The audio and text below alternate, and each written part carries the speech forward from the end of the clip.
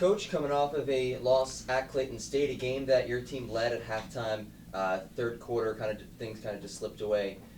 What did you see from your team over the weekend? Well, it was just, I thought we played. I was actually happy where we were at the end of the half. Alcinia got 2 fouls, only played 3 minutes in the first half, so we played without her most of the half. We gave up 12 offensive rebounds. I think we turned it over 9 times. We still had the lead, so I thought our defense was pretty solid, except for giving up offensive boards.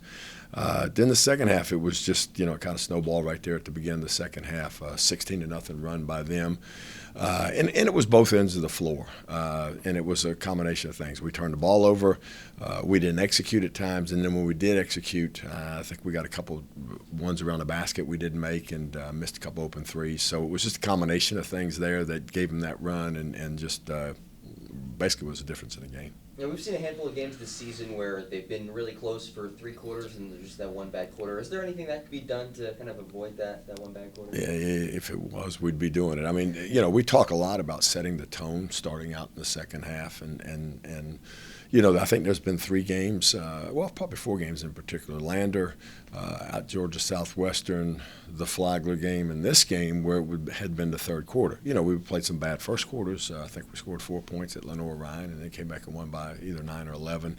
Had a bad fourth quarter at Columbus State.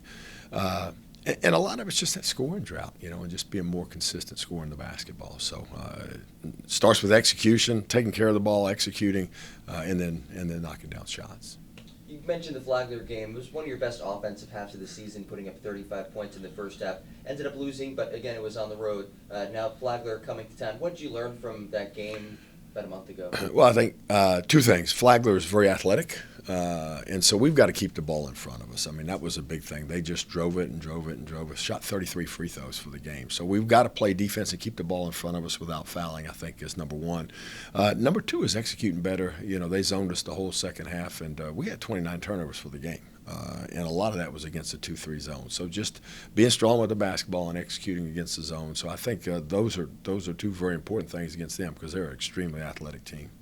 And lastly, Wednesday night is the Think Pink night for both the women's game and the men's game. What does it mean to be able to participate in an event like that? Well, just in anything that, is in support of cancer research and fighting that dreadful disease is always important. Whether, we kind of did the wear the tennis shoes with Coaches vs. Cancer with the men's deal and then the Think Pink games. And so I just think, in terms of cancer recognition research, because everybody's life has been touched by cancer. And so it's an important night. Our girls get excited. We've actually got uniforms and that type of thing. So, we look forward to it and supporting that cause.